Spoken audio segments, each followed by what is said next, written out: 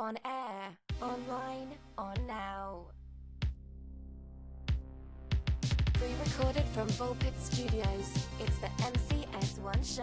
And now your host, MCS1.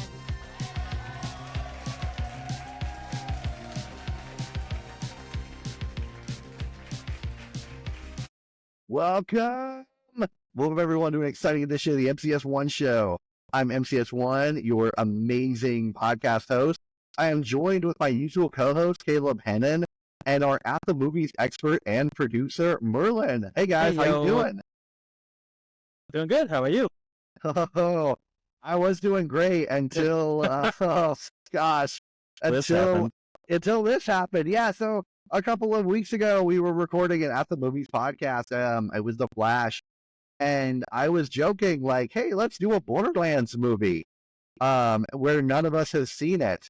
And then we kind of ended up seeing it.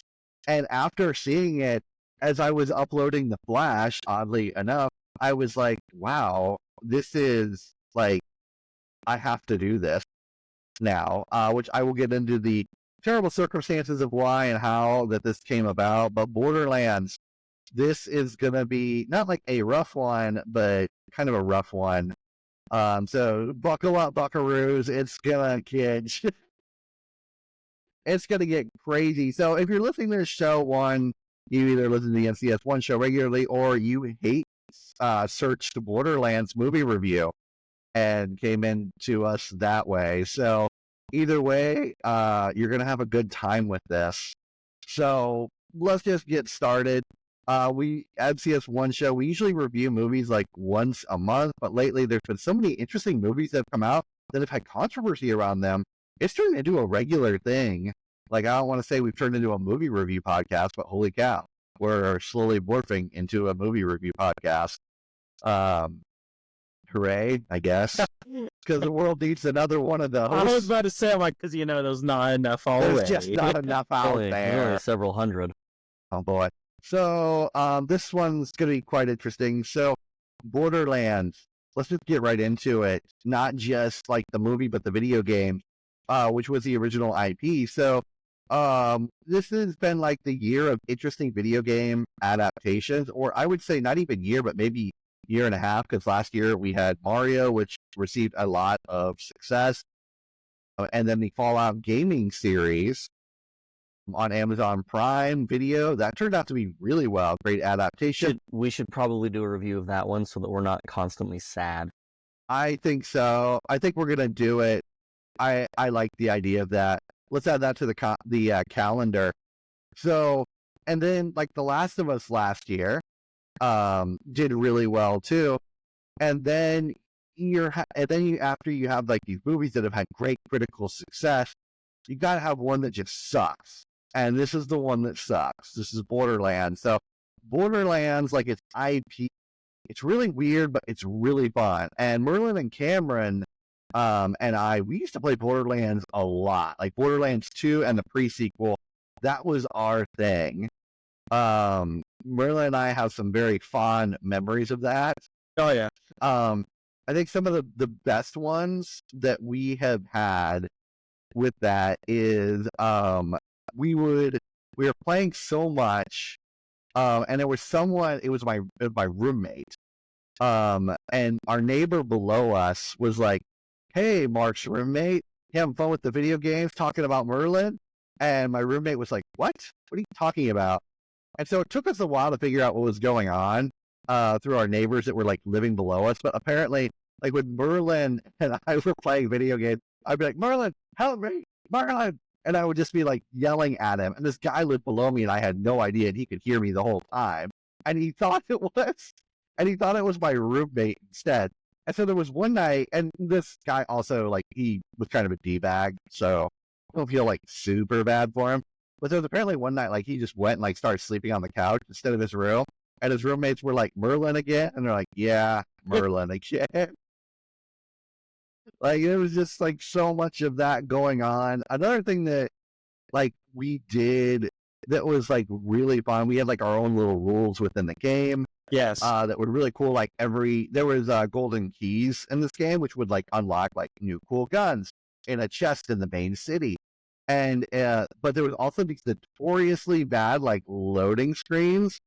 And anyway, with the loading screens, every time someone tried to like travel like to the next area, if someone opened up their menu, the loading screen would just stop. And so we would make someone spend a golden key for that. And it was like, if someone opened up the menu, it's like, spend a key. And there was just like all sorts of like fun little memories and things that like Merlin and I had, like good times playing those games. I think you need to mention the golden rule was you don't hack the game. Yeah. One thing that did happen once, and this really upset me and hurt, was like I didn't like people like hacking the game. Because like it takes away from the fun. Like it takes away the fun. And if you hack a game, it takes away like the game's integrity. Like if you hack a game, why play the game if you just gotta, you know? Yeah, and it was a co-op game, so it was based on how well you worked with other people. Like it wasn't the type of game you could be selfish with. Which is why I played really well with Merlin and Cameron, because like when we picked up certain gear, we were like, okay, this person uses this gun, have this. Like we optimized our team really well, and it was like pretty cool. We were playing with someone that, one time we had a mutual friend come in while we were playing with not Merlin and Cameron, but two other people. I was gonna say, like, we got two unnamed party members. Two unnamed party members. So party member number 1 comes in and starts talking about hacking the game. And party member number 2 was like, really? And party member 2 was terrible, just not good at the game at all. And so the next time we play with party member number 2, we're fighting this huge boss. Party member number 2 pulls out a bazooka, shoots it 3 times, and it dies. It was like a 10-second fight. I'm like, boy, whoa, what is going on? Because this guy sucked. And we were always having to save him and all this other stuff. Sucks. It just sucks. It sucks. It never sucked. Yeah. But it's like, yeah. but we were all shocked because we thought there was a glitch in the game because we fought Terramorphous like 5 times before that, and we couldn't beat him. So we tried doing it again, and then it was like the 5th time. All of a sudden, he just dies, and we were like shocked. Like we were so shocked, and I'm like, what is going? Like I got like immediately on this dude, and I said, super defensive. That's what you got. You got super defensive because like that was one rule. That was your one rule. Yeah, and I'm like, what is that? It's like, oh, it's just bazooka I found. I'm like, throw it down. I want to see the stats. Like I was just irate and throw it down. I want to see the stats. It's not working, and I'm just like, yeah, okay. So he hacked the game, and it kind of ruined it. And then we kind of just ended up playing without it. Well, it was because it was your one rule, Mark. And to anyone who knows Mark, if you ever play online games, if he says don't hack the game, I'm not going to play with you, he will literally follow through with it and not play with you after that. Because it's cheating, and it's like, I think like you said, it's a teamwork game, and if one person's just going to do all the work, then what's the other players doing, you know? Right. And it's kind of like, I heard this a long time ago, like with movies and like watching stuff, it's really not about the movie or whatever, it's about the person you're watching it with. Exactly, yes. And that's how I feel about like the game. So if you're going to like hack through it, it's like, 100%. At that point it becomes all about me. 100%, yep. Rather than the group and the friends, and it's just not the same. So, yeah, that's my one. I was just like, that's probably the golden story like we have, because that's a story that we tell like all the time. And, yeah, like, you know, and I also just like lost my crap over. Well, but like actually, so like, I mean, like Cam and I also agreed. Well, like, yeah, like if you can't just one shot everything, again, what's the point of the game? Yeah, and you already have the best stuff at that point, so it's like, why bother? Exactly. So we had a lot of great memories with this game, lots of fun. And we fought tons of different bosses with it. So just like all around, like this is really cool as a moment that's been like cemented in our lives. We actually had for a while, like we were streaming on Twitch the pre-sequel, and that was a lot of fun. And we had like a fake donations page. It was like donate to my imaginary cats. We didn't get any donations to that, but it was still like real. It was still there. And we had people come in, and we were like busting jokes. Like in the game of Borderlands, the pre-sequel, there's a machine in there called the grinder, which like you take weapons and throw it into the grinder. It puts out other different things. that could potentially be better. It's kind of a gamble. It was cool. And I said something like, yeah, I downloaded an app with all these the recipes for this. It's called Grinder. And I was just like milking that joke on Twitch for like ever. Like every time someone new would pop in and watch us. I think that's one thing about the Borderlands. Like, I think going into this movie review, that's why the movie's disappointing. Because the game was polar opposites. The game had so much potential, great characters, great writing, great Very gameplay. unique art style. Oh my gosh, the art style deserves its own credit in itself. Like, just, I think going into this review, let's say a lot of the frustration comes from you took this amazing game, like kind of its own individual game that no one else had, and they made such a great fan following for it, only to make a movie out of it, and this is what you got, you know? Yeah, and the thing about like the Borderlands story, it's nothing like super amazing or like unique, but it's basically simple if you really think about it. It's a very simple story. But it's fun. And the thing about the Borderlands games was the more people you played with, the more fun you had, unless one of them cheats. More of the story of this whole podcast. Yeah. Don't cheat. It's stay in school. Cheat. So let's talk about movie pre-production, because this is when things start going downhill. Right at the very beginning. So at the very beginning, the CEO of Gearbox, Gearbox is the company that owns Borderlands. His name is Randy Pitchford, and honestly, I don't want to spend like my whole time like complaining about Randy Pitchford, but he's just like a shady dude. There's just like so many different controversies with him. Voice actors in games have like just had so many issues with them where they have either gotten fired, they haven't gotten paid, or they're just not invited back. One main character that in the series Claptrap, he was voiced by an employee. And then when the second Borderlands came out, they're like, we're going to get someone else to voice him because this guy wanted like money to be paid as a voice actor to do this. And this is a common thing that like Gearbox does as well, is they try to get internal employees to voice these own characters rather than paying some hardcore voice actors if they can avoid it. Like Borderlands 3, then one of the main villains, the main female villain, was the person who does like their social media management, which was interesting because the main villains were influencers, which is also like kind of funny and very unique. So Randy, he's just like got all this controversy. There's all these other issues surrounding him. I'm not going to get into those, but the guy does not have like good business sense for things. And he's one of these types of people, like he says ideas and you're like, yeah, but they're like not the type of ideas you want to implement, but they get implemented because he's CEO.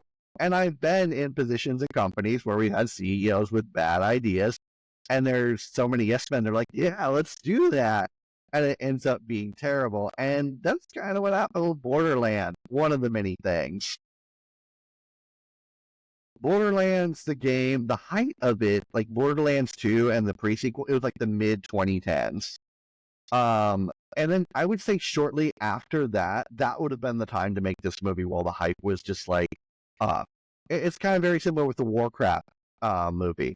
Like Warcraft, it peaked in like 2009, and 2010 is pretty much when it like was done.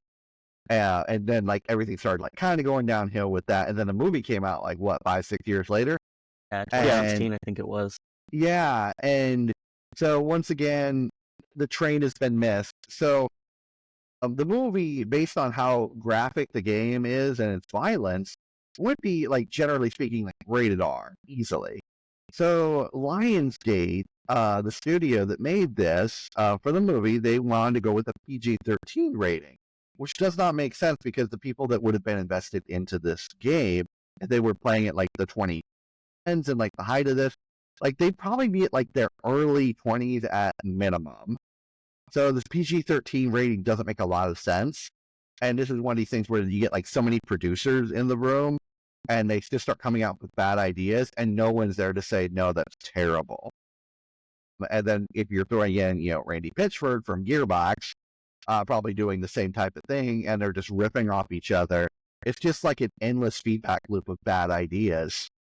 So the movie's pre-production gets weirder and weirder. They had a director change, and they made it to Eli Roth, who is famous for making gore movies, like horror, like torture gore, basically. I was gonna say, when I saw he was involved in it, I was like, oh, it'll maybe be a little bit more PG-13. Yeah, maybe this will be like a hard PG-13, Yeah. but it wasn't. It was very It soft. was something that's very different, and it's a very different style of action than what he was used to. Yeah. So that was kind of odd. And then the casting was announced, and this is where people had a lot of like hang-ups. People were not pleased, mostly because the ages of the actors compared to the video game characters was very different. Like a lot of the actors and actresses were much older than the age of the characters in the video game, which there's nothing really wrong with that, but it was like nearly every actor, with the exception of one person. Kevin Hart, who everyone naturally hated anyway, because he did not fit the role of the character that he was playing based on how he was in the video game. And I'm not saying that Borderlands needed to go for a one-to-one adaptation for everything, but it started stretching from its source material so much, just alone from its casting and its movie rating, and then like choice of director with the art style as well. It just already was looking like, okay, this is going to probably just be Borderlands in name only. And kept getting worse from there. The script was changed a ton. In fact, it was changed so much that one writer took their name off of it and had to use a pseudonym because there was just so many changes and they didn't want their name attached to the project. And I don't blame them. I honestly feel that, like, originally there was probably a really good Borderlands script that made sense, that was awesome. Because it's not hard to adapt this IP from a video game into a movie.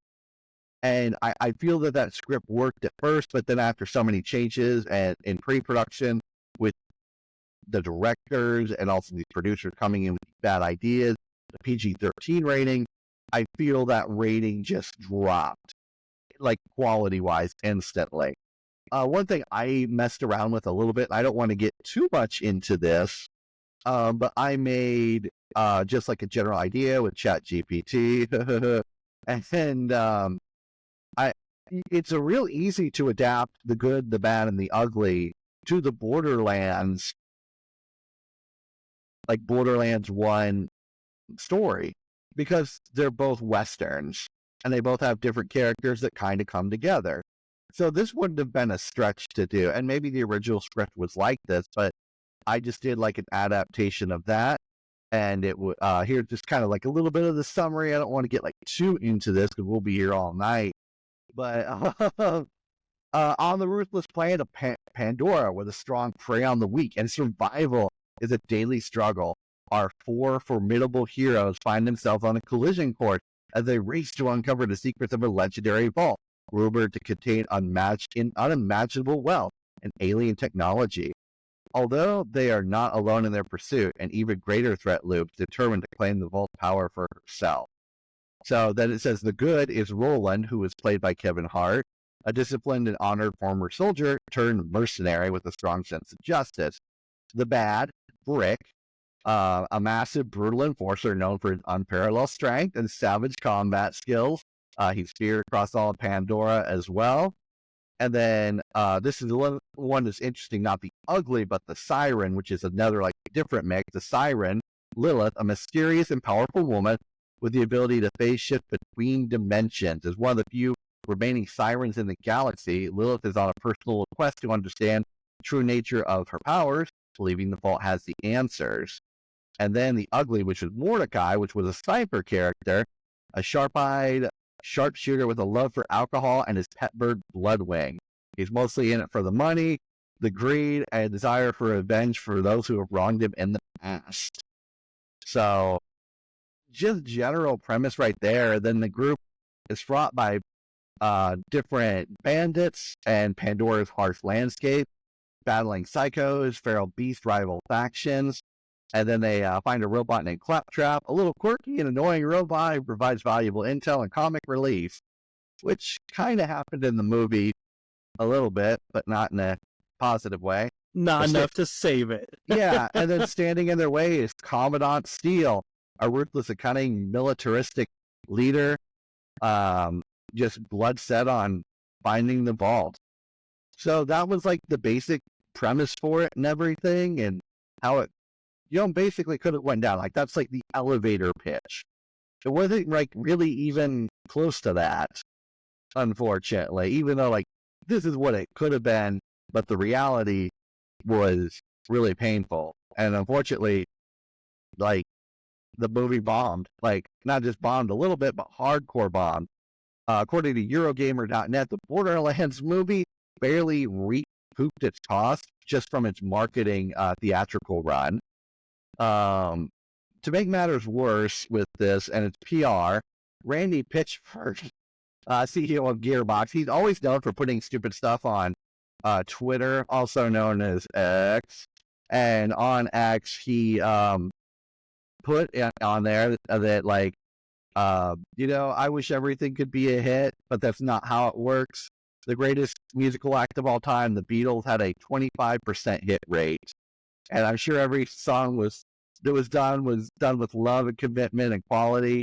And then I'm not going to read the rest of the, whatever it's called now, X message, but everyone else started like just coming in with them like 25% hit rate. No, the math on that's terrible.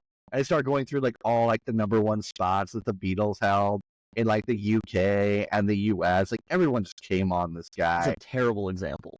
It's probably the worst example ever. And it's like, dude, this is not the Beatles as far as movies go. I would say maybe Yellow Submarine, but that's a stretch. Yeah. Would I rather listen to Yellow Submarine than watch Borderlands? Yes. At this point, yeah. And we're I'd not rather big listen to Beatles Yellow fans. Submarine on a 2-hour loop Ooh. and rewatch Borderlands. And Borderlands is a shorter movie as well. Borderlands, the runtime for that movie is like 1 hour and 40 minutes, which is probably about the length of the show is going to be, us complaining about the movie. So, I was joking a few weeks ago, like, let's do a movie review of a movie we haven't seen. And I was joking that, like, let's do Borderlands. And so, I went and I edited, I was wrong. I wasn't editing the Flash during this time. I was editing Caleb's Marvelous Marvel Rant, which was like a 3-hour movie. And while I was finishing doing that, I went to go like upload it on YouTube as well. I was waiting for the video to compress, and then I was going to download it, upload it to YouTube. So I start going to check some like Fallout 76 updates, because a couple of my friends got me into Fallout 76, and then they bailed like 2 weeks after playing it. I got addicted to it. You know anything about that, Merlin? Hey man, it wasn't me. Shut up. So I was gonna say like it was other people. you and Cameron. Yeah, So, you sucked me into it. no, I didn't. You guys bought it on Black Friday, and you're like, this game's fun. Here's us playing banjos. And then I went and I bought a copy after I said, yeah, and they're sending me screenshots of all the fun they're having, and I'm like, I wasn't going to get this game, and then I got that game, and now I'm hooked on it because the game, like Merlin and Cameron, dropped because the game sucked at the time, but then it kept improving, and now it's actually good, and they don't play with me anymore. Anyway, so I'll tell you how I really feel later. I was gonna say, So- like, Yeah, thanks, nerds. So I was looking at Fallout 76 stuff because a new patch just dropped. I'm like, I'm just trying to kill the time while the video compresses. And I see a YouTube thumbnail, and I'm not even joking. Like this just blew my mind. It was for the Borderlands movie, and there was 2 thumbnails for this, and I'm like, hold up.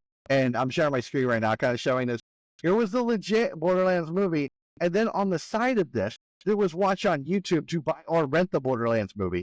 And this is like a month after this movie has come out as well.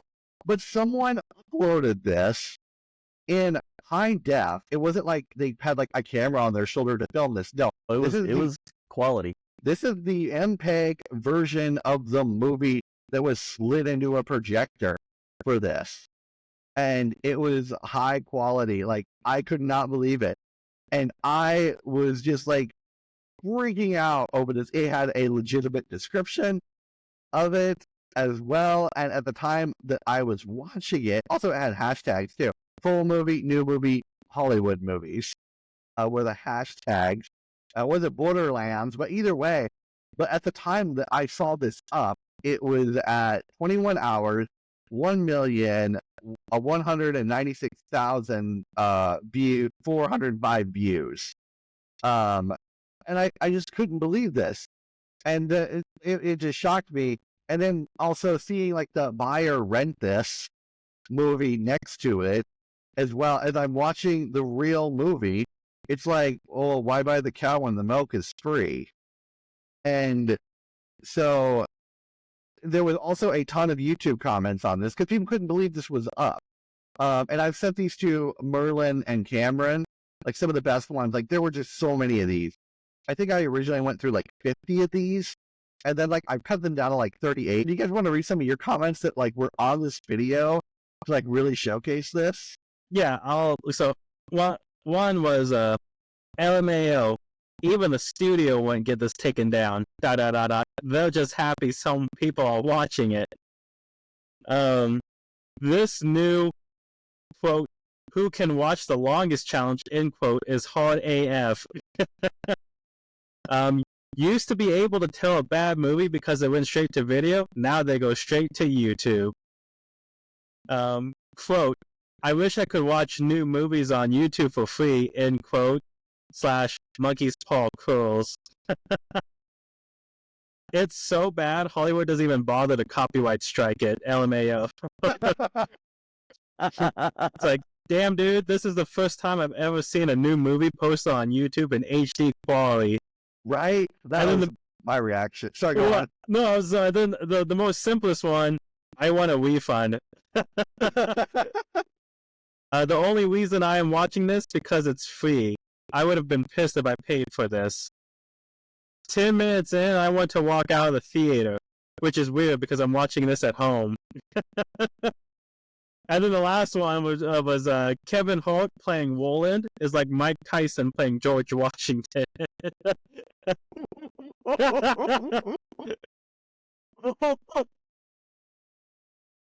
Is Side note for everyone, like when I was walking through the show notes with Caleb and Merlin before the show, they were just laughing. Like after and I'm like, what are you guys laughing at? And they're like, the comments you sent us, they're all hilarious.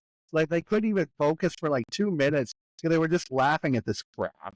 Those comments are gold. Yeah, and we're not even, and you guys don't even know what each of you were sent. That's the best part. You don't even know. You don't even know.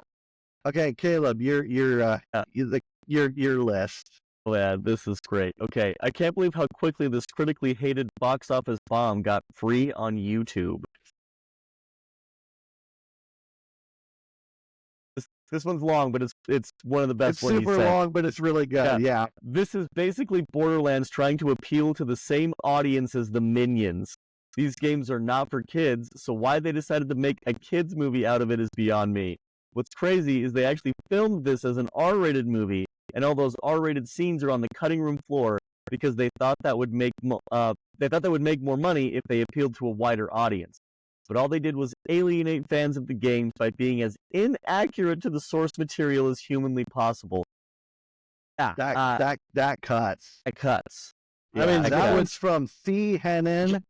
Yeah, whoever that is. This one, it feels like someone was given the box art of Borderlands 2 and was told to make a movie from it. This has absolutely none of the wit or heart of the game. It took something with limitless potential and cast it into the gutter.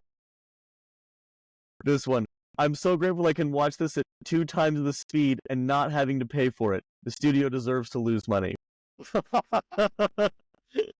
This one, I think any child under 10 would love this movie. This one, I'm not a Borderlands buff, but it was a free movie that I didn't need to download and it was entertaining. Thanks for the upload. Sure, buddy. Sure. This one, I'm halfway through and I've never wanted a movie to be over this bad. I would have paid to see this, but I was curious.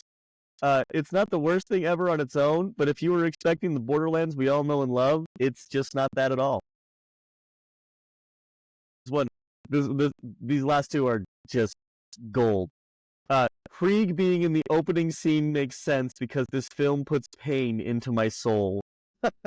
One of the phrases from Krieg in the Borderlands series is like, "I'm gonna put my pain into your soul." Right.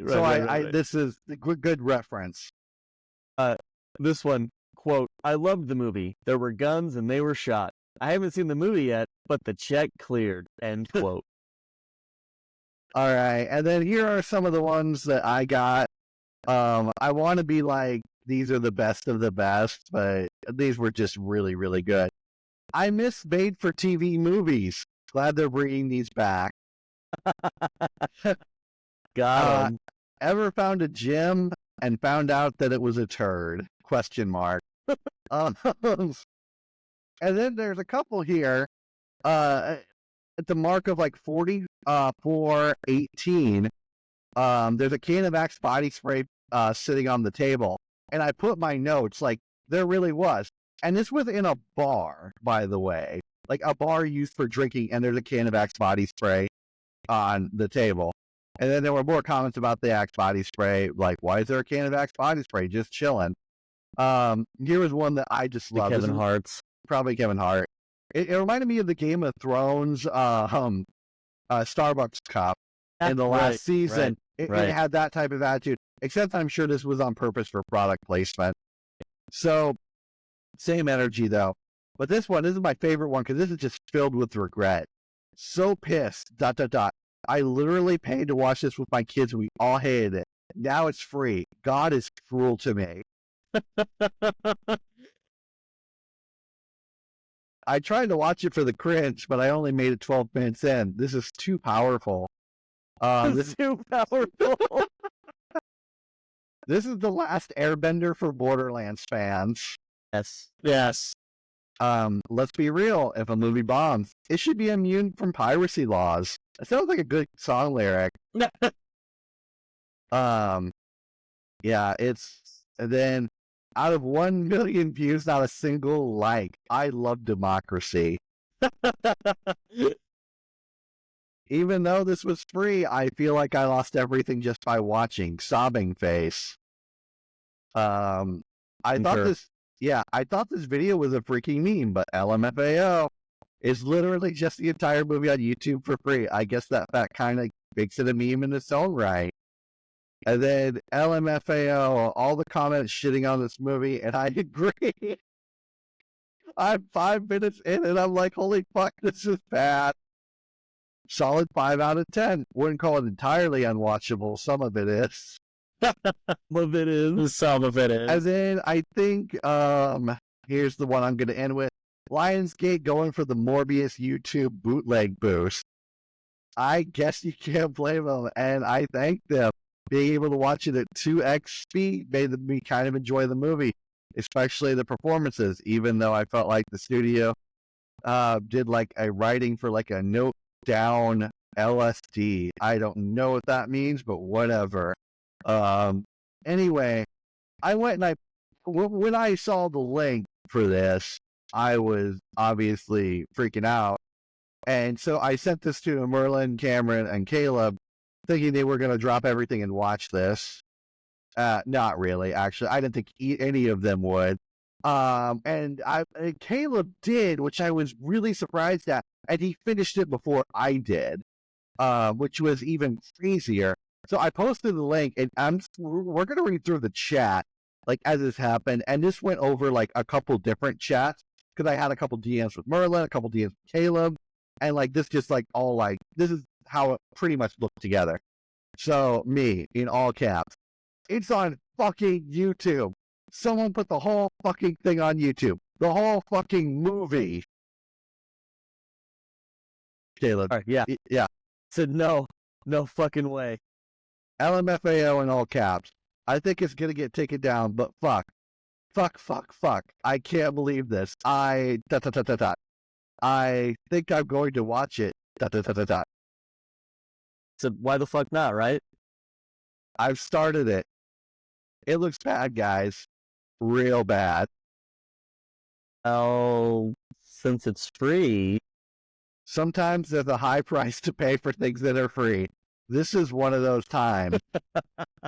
And then So I true. responded with cat emoji screaming for 3 times. Bruh, I'm going to watch it. I just finished uploading stuff to YouTube, and Squarespace, who was not the sponsor of today's episode. And, and after that, I'm going to spend an hour and a half hate watching this cinematic turd. Just find it funny that you have these top actors in this movie, and it's so bad. Like, not even George Clooney could save it.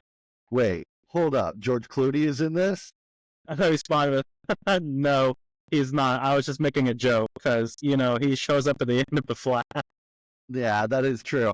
I also heard George's new Apple TV movie with Brad Pitt isn't that good, which is a shame because it sounded good. it's a Same. shame. It is a big shame. Dude, Caleb, this episode of Borderlands is going to be insane. I said, yeah, dude, wow. It's pretty much going to be The Flash because of all the controversy beforehand. So, yeah, this movie is something. You watching it? I sent you a link. I said, yes, I am watching it. Wait, for real? I'm 55 minutes in. Dude, I haven't even started. I was about to. Holy wow. Let me just say that it's a I started for a bit and then I paused it and I waited a moment to like fully focus. And then I got everything uploaded to go live tomorrow for the MCU episode. So I'll get my notes ready to fully focus on this. It's going to be a fun show. and then I said, like it's a pretty good cast, and the girl that's kind of the main quest is a little annoying, but then she's not even the worst or the shortest. Looking at you, Kevin Hart. So that was a conversation like I had with everyone. I still can't believe that Caleb was watching it. Like I was in such It's disbelief. free. And, well, it was free. I just didn't expect like everyone like actually watch it. Did you like at least crank up the speed when you were watching it, or was it just like in the background? I watched it in the background. So we were watching. I forget what we were watching at the same time. It might have been Guys Grocery Games. Knowing the timeline, it was probably Guys Grocery Games. Not Ant-Man Quantumania?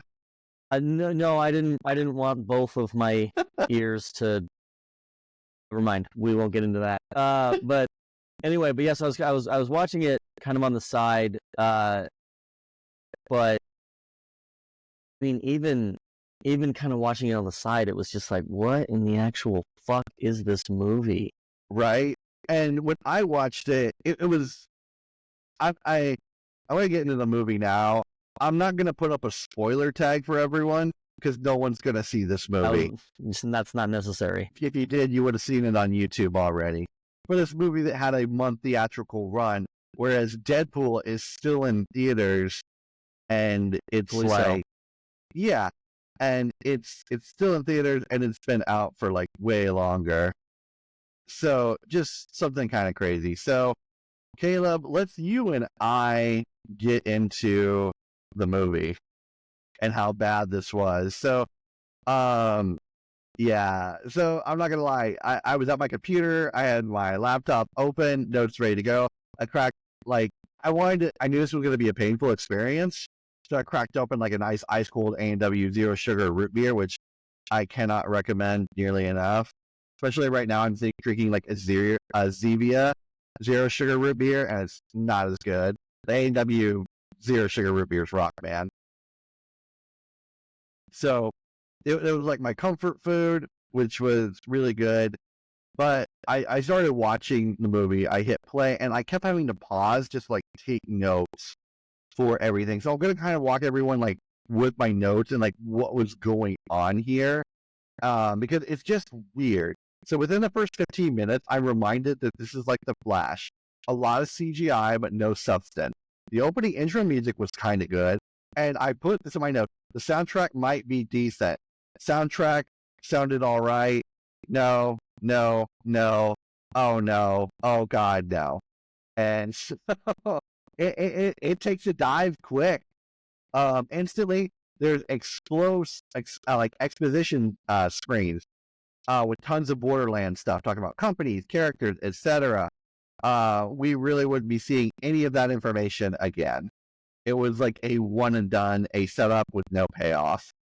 So then it goes to a spaceship and a heist is happening. Roland, the shortest soldier, Kevin Hart pops in to rescue Tina, or Tiny Tina, Ariana Greenblatt. She was famous for the girl in the Barbie movie. And it was just kind of odd. And instantly, like, they start making short jokes for Kevin Hart. Like, it just came, I don't want to say naturally, like, but it's happened in so many movies, it's like, I'm kind of sick of it. Just like, I'm sick of seeing Kevin Hart. Like, he's rivaling, like, Chris Pratt for me seeing it in too many movies. So, they're getting ready to leave the ship for this heist, because it looks like Roland's going to bust out Tina, and then Krieg, this guy who is like a psycho, just huge buff, just kind of crazy, just breaks out of this glass instantly of his prison on the ship, just out of nowhere. He could have probably broken out at any time, and he just shouts, "It's time to go insane!" And I feel like this is a metaphor for watching this movie. But I will say, like, the Krieg, when they show him, he's got his psycho mask on that he had in the games too, which was kind of cool. But also, it's like, you're a prisoner on a ship up in space. Did they let him keep the mask and wear it? Like, I have questions for this movie, and we're only 5 minutes in at this point. Yeah. So then they escape. Then we jump to another planet and we meet Lilith, the protagonist of this movie, played by Cate Blanchett, who, amazing actress. Caleb's basically in love with her. Caleb's basically in love with her. So in the Borderlands game, there's 4 protagonists, which I mentioned a little bit earlier. Roland, which we talked about, Kevin Hart, Lilith, who Cate Blanchett, and then Brick and Mordecai. Brick and Mordecai are absent throughout this movie. So obviously Lilith is going to be the main focus of this movie, which there's nothing wrong with. But it was like they had a lot of other material to pull from, and they just chose to take out 2 of the main characters from the original game and just have them completely absent. And then they replaced them with characters from other games, moving them in because they had like more of a broader fan appeal, because they're a little more interesting, but they're also like not interesting. It's like they're interesting towards the people that, like, you know, in high school that like wore a lot of like monster gear type of thing. It's interesting for those types of people that have grown up to now punch drywall and are possibly named Kyle. So you know the type I mean, right, Caleb? I'm not alone in this. I don't know what else they'd be named. Yeah. So we go to Lilith, and like, it reminded me of like her exposition and everything, and like her acting. She reminds me of the female Michael Keaton. It was so clunky. Yeah, she has so much potential, and like we'll always love her. But like, this movie was like a waste of her talent, just kind of like how The Flash was a waste of Michael Keaton's talent. But there was a lot of great actors and actresses in The Flash that were definitely beneath that. It's one of those. It's literally the second time that we've kind of had this type of situation where it's like these people, these great actors get cast into these garbage movies. Yeah, and you can tell that as the movie goes on, as they shoot these scenes, that there's just less and less effort, and the eyes just get a little deader every time. You know, and it's just kind of, it's really sad. As to me, it's a little insulting to the actors, besides the paycheck they got. But it reminds me of like the saying, like, I think it was Michael Caine for Jaws 3. Someone asked him about that movie, and he said, "Well, I know the paycheck from it bought my mom a really nice house, so I remember that." And this is kind of what that is to me. That's exactly what it is. Yeah, that's exactly what it is. That's all that it can be worth. You know, it's like when a celebrity that you like starts phoning it in product that sucks, you know? And you're like, listen, I will never buy this product, but I'm happy you're getting paid. Yeah. You know what I mean? And then we have the opposite end of the spectrum, a celebrity you don't like who endorses every product, who happens to be in the Borderlands movie, Kevin Hart. Hooray. I think there's anything he doesn't endorse He or will do. do anything for $1, man. Yeah, the dude is... I actually looked online to see if he had a Cameo account before the show, because I wanted to make a Cameo joke, but he does not have that. Doesn't have a Cameo account? Well, he He's doesn't have too a Cameo. big for a Cameo? Like, get out of here, dude. No. Hold on. Let me correct this. He doesn't have a Cameo account yet. There we go. There we go. Yeah. That's more accurate, because give him a couple years. Yeah. So back to the movie, Lilith is beating someone in the bar and interrogating him. What she's saying, like the dialogue doesn't fit.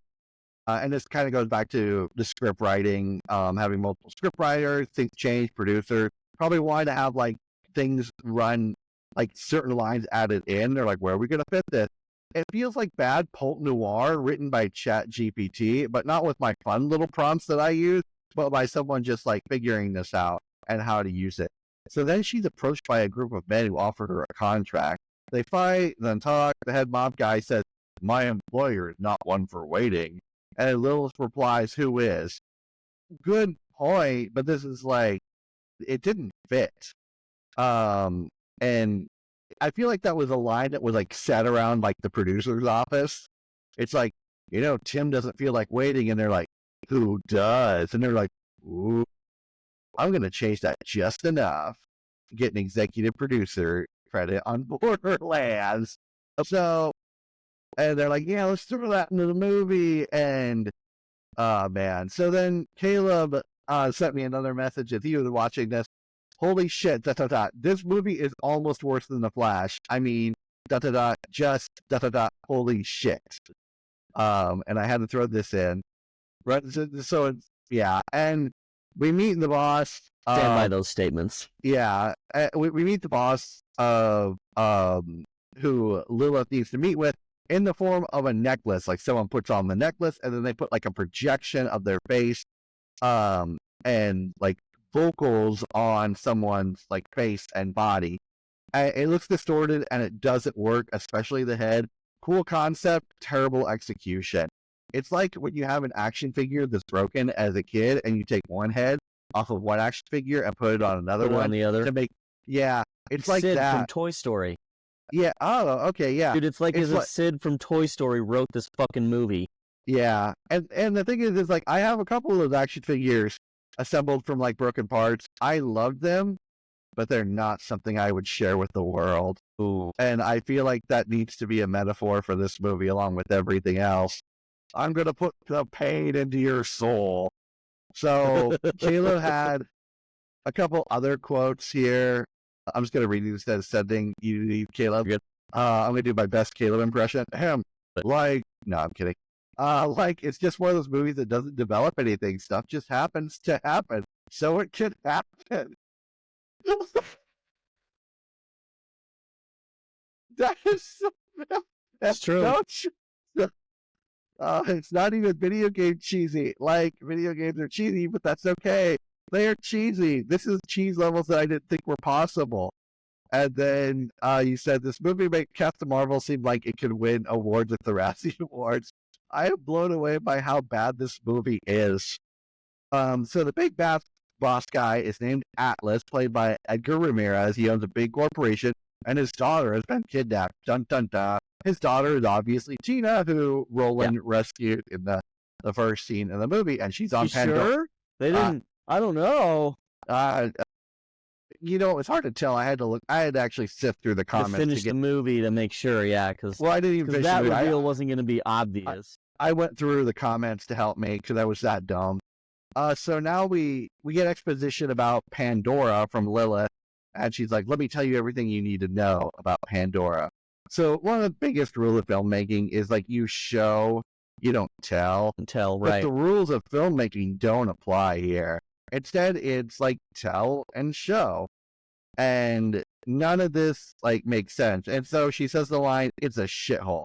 I should know. I'm from here." So now we have the trope of I got out of this shitty town. I've made something to myself. I don't want to go back. But, you know, at the end of the movie, I'm going to love this place, which... They just keep pulling me back in. Yeah, they keep pulling me back in. So, and then as this is happening, Lilith shoots a scrounger dog creature, which is not to be confused with those who play the game, which are called skags. It looks nothing like a skag. Like, they're not even, like, bothering to take, like, some of, like, the animals or, like, the cool things in the movie. They're just throwing in random things at this point. Like, it's turned into, like, Borderlands at name only. Yep. And so, she then says, it's the kind of place you don't ever want to return. So the sooner I can find the girl, the sooner I can get out of here. And this is, like, so generic. Like I said, Pult Noir, Chat GPT. And as we're getting the bad narration and bad writing that's happening, they throw in famous one-liners from the Borderlands game. One is catch a ride. Like, you hear that in the background. And I think this was, like, written, like I said, the first draft was phenomenal and, like, had all these references, but then everyone's like, you know, let's just take these and let's just do a Mad Lib format and just start plugging and playing these wherever we happen, wherever we can. And it's just so ridiculous, and it's absurd, and it's shameful. And I don't know who does that type of stuff. Also, please tell your friends about this show. Yeah. So, Yeah. we are only 10 minutes into this movie at this point, by the way. I'm going to go through a lot quicker for this, but like the first 10 minutes does feel like a drag. The whole movie feels like a drag, but so 10 minutes especially, though, I agree. They tried to put a lot into those first 10 minutes so that they didn't have to put it anywhere for the rest of the movie. The rest of it. So Lilith hitches a ride on a bus from Mark. Not Marcus like in the game, just Mark. And there was no reason to change his character's name. Speaking as, you know, someone who is named Mark and goes by MCS1. Like, I don't get why people do that. But, so, it didn't really make sense, but, so the actor that played Marcus, I think was Benjamin Byron Davis, he was spot on, like, with his voice, mannerisms, like, everything from the video game. It was a 1-to-1 conversion. I feel like there needs to be an award for someone that does a really good job acting in a bad movie, but plays their character so well. I feel like this guy deserves it. Same with the character that played Krieg as well. Yes. He did a phenomenal job with what he had, but, you know, bad script. So gets to Firestone. And this is where Borderlands 1, Lilith is still like narrating. And then this is like when it occurred to me. There was a lot of that. But the way this occurred to me is this is trying to be a Western, but like a silly Western that's like a spaghetti Western, but also not. And this is high budget and it's not delivering. So then Lilith meets Claptrap, which is like a little robot that's supposed to be funny and self-deprecating and kind of annoying. Like, that's how he is in the game. Instead, he is all of those things to 11 and then played by Jack Black. So he's just really annoying. That was just one of the casting choices that I was just no one agreed with. And he's voice acting him, and he doesn't really even sound like it just didn't work. It didn't sound like Claptrap at all. No. You know, and I'm not an expert on the games, but I remember Claptrap from the game. Yeah, and we're not saying one-for-one conversion or anything like that. It's fine. But he's also acting completely different. Terrible. And yeah, and as a character, it's just not even good. So Lilith gets upset about Claptrap being around and just shoots him, just kind of comes out of nowhere, like, hey, I'm pissed, I'm going to pop you one. And so, like, this sounds funny on paper, but it was really poorly executed. But due to his armored shell, the bullets do nothing, and so he sticks around. And in the game, apparently you can't kill him. Yeah, get it. And apparently Claptrap has been lying dormant for 36 years and was reactivated when Lilith returned because someone programmed him for that. And he's able to access, like, things, like, on the internet, like movies and things like that, like surveillance. And he was able to see, like, where Tina was last spotted. And so Lilith and Claptrap go and they steal some wheels, or rather catch a ride, and then they go over to snag Tina. and they meet up with Tina, and Tina doesn't want to go and starts throwing stuffed bunnies with explosives at Lilith, which in the game is really funny. In the movie, it was kind of funny, but like not super great. Again, poorly executed. Yeah, there's just a lot Good of bad idea. execution. Poorly executed. Correct. And so then Krieg shows up. He starts fighting. I'm not going to lie. This was actually a very good scene. It was very Krieg. A lot of Krieg one-liners, and they sounded very on point. This was probably the best scene in the movie, to be honest. And then eventually Lilith gets close to Tina to talk, and Tina just kind of sucks. Her lines are bad. The chemistry is awful. Once again, the execution. Yeah. And moments that where they're like, I'm not going back with you. And then out of nowhere, one of the antagonists shows up, General Knox, who's played by, I'm going to butcher her name, Janina Gankinkar, who is actually a very talented actress and talented voice actress. Caleb, have you played Far Cry 4? She plays a character she plays Anita in Far Cry 4. Merlin's played Far Cry 4. He was going to go nuts over this. He just bounced a little bit ago. But she does a ton of video game voice acting work as well. She's just phenomenally talented. The first time I saw her, actually she did a fake commercial for something called Herbicol DX, and it was like a herpes commercial.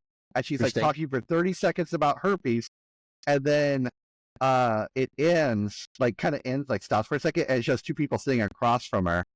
And then this guy walks out who's like dating her, and they're about to kiss. And their friends are like, whoa, this chick just spent the last 10 minutes talking about how she has herpes. And it was just like super hilarious, self-deprecating. It's awesome. It was great, very down to earth. But overall, very talented actress. And so she's playing General Knox, and Tina's like, you're going to take me, you in what army? And General, so obviously she's got an army. So an army shows up, just like completely out of nowhere, just like how Knox snuck up. The whole army snuck up. And they're ready to take Tina. So she throws a bunny bomb at Knox, causing a huge boom. And then everything starts falling apart, both literally and figuratively. And then Deus Ex Machina happens when Roland shows up kind of out of nowhere in a van to grab everyone. And then they step on the gas, and then they get out of danger. I think with the exact line that was written like in the script, a chase scene shootout happens. But Roland does a special car maneuver, which I'll refer to as the Pandora Drift, and then loses the bad guys as they drive through a piss water gully, and where there's gas and urine everywhere. This kind of reminds me of the Lego movie, where it's like going from one place to another at a very rapid pace.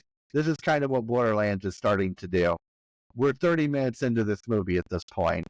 As we're getting more into the movie, we find out that Tina is the daughter of Iridia, and she can open the vault because she herself is one of the keys. Lilith hates the idea of the vault because her mom died going to get the vault, type of thing. So she hates her mom and her mom's quest for the vault. She hates where she's from. Lilith is just a hater and not the fun hater like Caleb and I. We're super fun. We're super fun. So we get to the bar, and there's a can of Axe body spray. Normal, just normal for Pandora. No wonder it's a terrible place. Everyone smells so awful. Going through piss water gully and everything. So, Moxie, played by Gina Gersha, she's a bar owner, very minor character. She knew Lilith's mom, so they meet up with Lilith and her mom, and not her mom, but like they talk about her mom briefly, and she's like, your mom cared about you, and it's very homecoming type of trope, and it's just like I said, poorly executed. But also the trope of your parents sucked. Wait, no, they didn't. Yeah, exactly. So then they meet up with Jamie Lee Curtis, who plays Patricia Tanis, or Professor Tanis. And then that was, I think, the one that pissed me off the most. Anyway, Caleb has a line in here right now, and he says, Jamie Lee Curtis adds nothing. And I kind of thought about it. If you did remove her from this movie, not much would be missed, like her character. Yeah, He doesn't do anything. and yeah, and like we've mentioned, one problem with this movie is there's so many great actors, but a bad script and odd chemistry, which is crazy because everyone did like the casting, but Well, Jamie Lee Curtis is in a lot of things that I really like, and she does a good job in a lot of movies, you know? it was interesting. She had a statement that came out recently. I can't remember like what it was like verbatim, but it was like something about like art and movies and things like that. And people were just like, "You were in Borderlands," and I kind of Got her. feel like that's like the thing to say to like anyone now that was in that movie. Yeah, which Except is for, really like, sad. Except for like who played Krieg and Marcus, like those Yeah. guys, they killed it. It's like, dude, you guys were in Borderlands. You made that tolerable. So Should have featured them more. I wish they would have. Tina reveals like Atlas, the mob boss, isn't really her dad, but her creator, and she is like a clone type of thing. It's weird. So it's a sad scene, but it just doesn't land. So 45 minutes in, I start cranking up the speed on YouTube Sure. to 1.25. Sure. So Claptrap is wandering around. He sees Knox and the army, and they're coming. Also, this movie at a higher speed felt a lot less painful at this point. So the whole See it? there's a scene in the trailer for this. The whole scene from YouTube, as I'll describe it, where there's like a hole in the middle, and everyone pops their head around it, like pulls a movie poster, and then like they all start talking, and then out of nowhere, Claptrap gets kicked by Roland down, and he's like, "Destiny awaits," and then they all just like go down the hole. It was supposed to be funny, he just didn't execute. And then they end up running into a bunch of psychos, bandits, ended up having a shootout. But there's no real reason, like there's no explanation about them except like these are just bad people. Let's shoot them. Right? It's like, oh, they're bad guys. Get them. Yeah, and Right. at this point, like I felt like it was like I was into this movie like so I don't want to say deep, but it felt like I was super tired at this point. Like it felt like That's a good 4 way to a.m. put it. It felt like it was 4 a.m. for me, and I was ready to go to sleep. Yeah. And it was just getting rough. So on top of that, this fight scene incurs. Krieg kills some people, but as the action keeps happening, everything's cut away from all of the action. So you don't get to see things. It's like the opposite of a John Wick film. But it just didn't like really land because they're cutting away, not seeing anyone die or not. And then it's like that type of rule, like if you don't see someone die on screen, are they really dead? Right. So at this point we're about an hour into the movie. Something happened where they're getting chased by these bandits, and Roland decides to stay behind, and he throws a bunny bomb, kills a bunch of psychos, and then he's like having a tunnel scene, shooting straight towards people, like people just running into the bullets. It's like a Jean-Claude Van Damme sequence. Vin Seagal. Yeah, Steven Seagal moment. And so, Roland, you don't know if you're gonna live or die, but he'll be fine. And then Tina somehow uses her magic powers that came out of nowhere to escape. I don't know what happened. My mind was actually kind of gone at this point. Somehow all the vault keys were assembled, and Tannis is like, "Here's a map. I know where we need to go." And the third key is Tina. But that part confused me, like, to no end. Like, oh, there's the vault. This is where we need to go. I was like, why are you saying this? And the best part about that was, it's like, oh, by the way, Tina might die. And it was like, right. But it was like, but that's a risk we got to take. It's like, really? Do we need to open that vault? Like, what's really, what's really driving us to do this? I mean, just hide the other vault key. That was doesn't find them. I mean, yeah. Like, just hide this vault key. Yeah, just I don't hide anything. So anyway, we cut back to Roland. He's okay. And this was like a 5 to 10 second thing, and that was it. Just to show he's okay. Come back to Lilith and Claptrap for some reason. Atlas contacts Lilith. He's pissed. He yells at her, wants Tina back, throws out some threats. Tina sees the whole conversation, and she's not cool with it. This person who she knows, who was originally hired to, abduct her and get her back, well, it turns out the client is her dad. But it's like, okay, well, who else would it be? Yeah. If you've seen any story ever, it's like, oh, I wonder what the relationship is with this guy and this random girl that he keeps trying to. They're what? Yeah. So Tina's not cool with it. So naturally, we see another bunny bomb being thrown, and then Tina runs. Lilith wakes up. Some time has passed. It's daytime. Lilith and Claptrap walk through an old village, and this was the last place Lilith saw her mom. Gasp. The movie tries to be heartfelt. It just, like everything else, doesn't land. So they visit Lilith's mom's old home. They look through old photographs. A hologram appears from Claptrap, and it's Lilith's mom, and just comes up out of nowhere. And you find out that Lilith's mom is the one who programmed Claptrap, and that Lilith is special, and not much else is ever explained. So then we have a hard cut back to Tina, Krieg, and Tanis. They're going to go open the vault, use the key to open it, and then the movie could end, credits roll, directed by Eli Roth. Or does it? So Tina can't. I had a lot of fun writing that. Or I put a lot of question marks.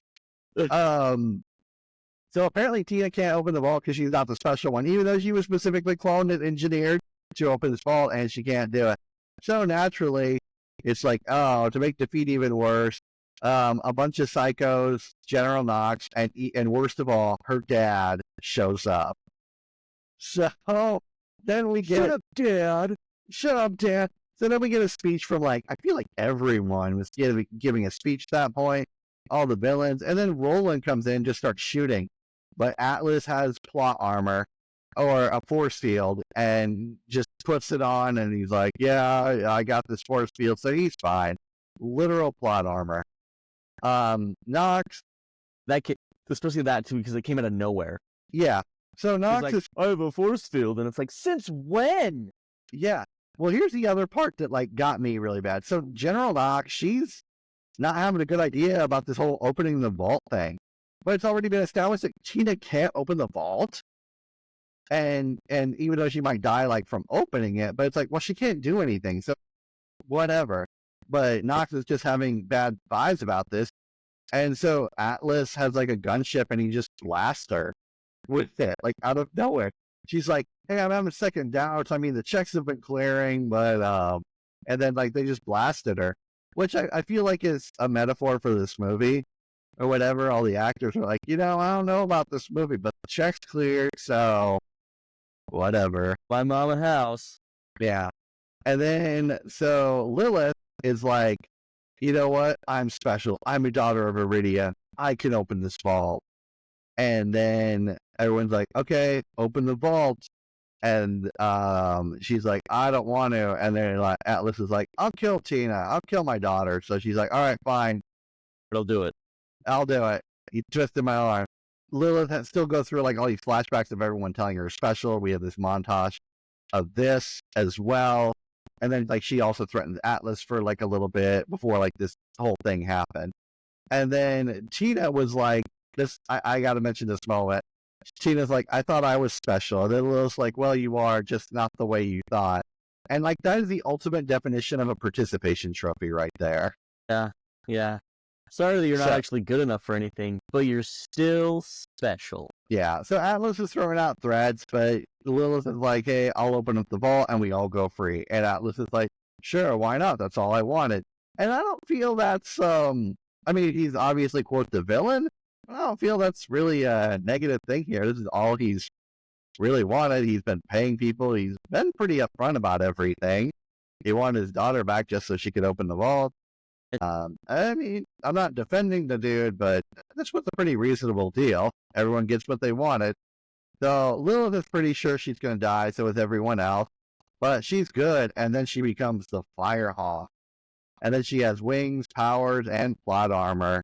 And so Atlas threatens her, and then she knocks him into a pit, and he's about to fall in, but he grabs something on the side. It stays up towards the surface, and it's probably written that way on the script, to be honest. So Tina's then thrown into the same pit. Lilith throws the fireball into it, which grabs Tina and somehow pulls her up. This is weird levels right now of whatever. Everyone's kind of like, whoa, and the army and the psychos, they're just kind of like chilling because they're in awe of like all this happening, and they're probably just like everyone else in the audience, what is going on? And they're not doing anything negative. They're just kind of like I said, chilling. Then Roland shouts, "Make it rain, Tina!" And then Tina starts throwing bombs at these dudes who didn't really seem like they wanted to fight in the first place. They're just mercenary hired guns. So ends up having a shootout scene, a bunch of violence.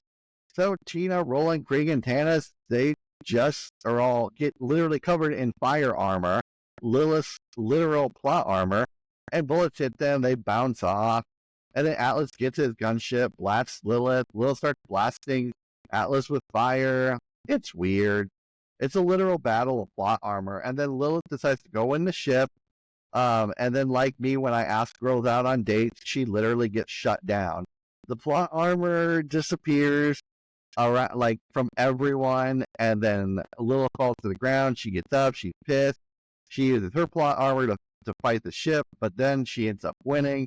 Everyone wins. And now they're fighting against, like, I don't know at this point. Everyone's just like still fighting, but like the battle's over. The bad guys.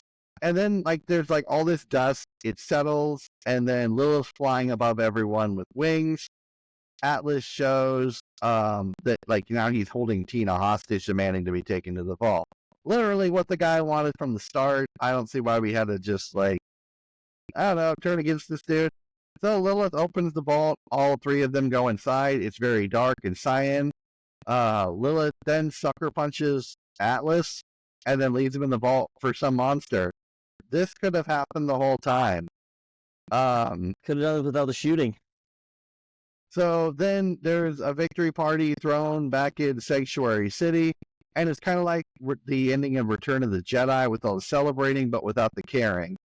And then Caleb, I have a comment from him. The emotional music is playing, and I just don't care. So yeah, I remember that moment. Yeah, yep. and this is like, as I'm describing this is literally what it was. Like, if it sounds like it's hard to follow, it's because it is. And so then Tina asks Lilith to do the Firehawk thing, and that's the end of the movie in a Borderlands style for the credits, which was the only art direction that matched.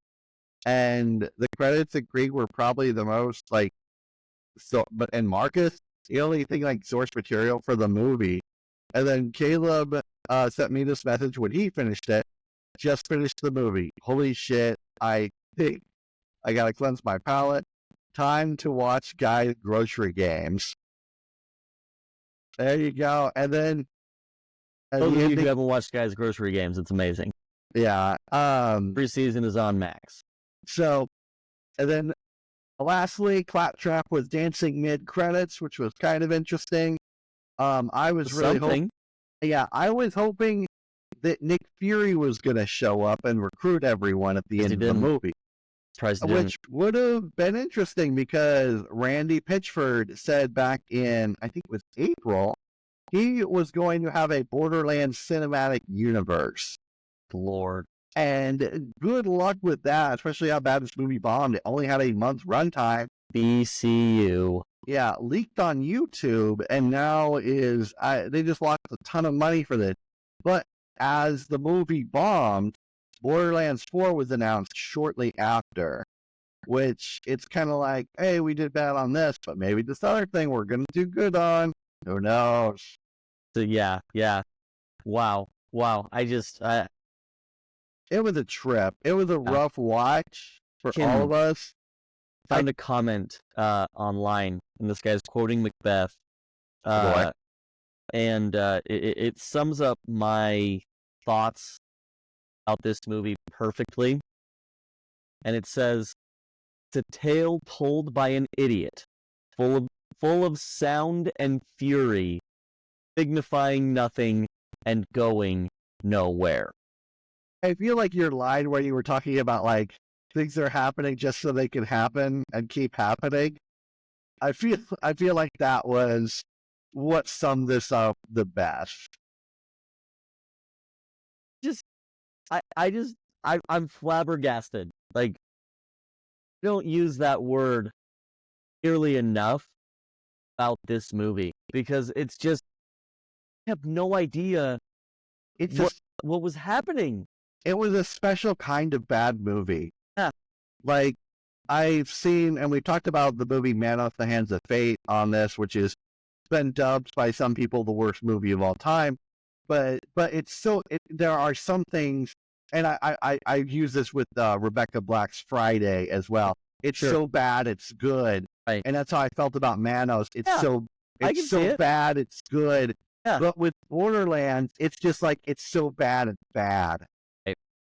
And Well, it's- and then it's like, I remember this is something that I was gonna put in the chat, and I forgot to, so I'll just say it now because it's funny. Why not? But watching this movie made me long for the days of Halle Berry's Catwoman when she plays Oh. basketball. Oh, That scene, if you haven't seen that scene, look it up on YouTube later. It's look one it of the up. cringiest things you will ever see. It's so bad. What's I crazy? remember seeing that scene, and I don't know why, but while I was watching Borderlands, that movie came back to my mind, and I was like, holy shit, that's better than this. What's crazy is this year we have had some crazy box office bombs from Madam Web, which we're not going to discuss on the show, I hope, but also recently the Crow remake. That one. I can't remember if we talked about the Crow on this episode or not. I think we talked about it on a different episode, but I was like, no, we talked about this in a chat with each other. We were talking about the Crow, and I said, did we really need, because the world has had like a ton of Crow sequels, and did we need those Crow sequels? No. Did we need a Crow reboot? No. And then I said, I wasn't a fan of the original Crow. Did we even need that movie? No. And like, I was like, I think I said that we were talking about that yesterday, and I was building up towards that. Yeah. That was kind of mean. But I just wasn't a fan of the Crow in general. But then it's like, Yeah. it didn't make sense or whatever. It was basically just, okay, The Crow was just the movie Carrie for dudes. Like, well, and worse. the Crow didn't make sense. Like, you didn't like have superpowers of the Crow or anything like that. Not to get like too off topic. I did find the original statement for the joke of what I said here. There are things that I don't want sequels to as well, but they happened and they weren't good. Altered Carbon season 12. Anything from The Simpsons after season 12. Altered Carbon season 2. Anything after season 12 of The Simpsons. The Crow sequels. The Crow reboot. The Crow.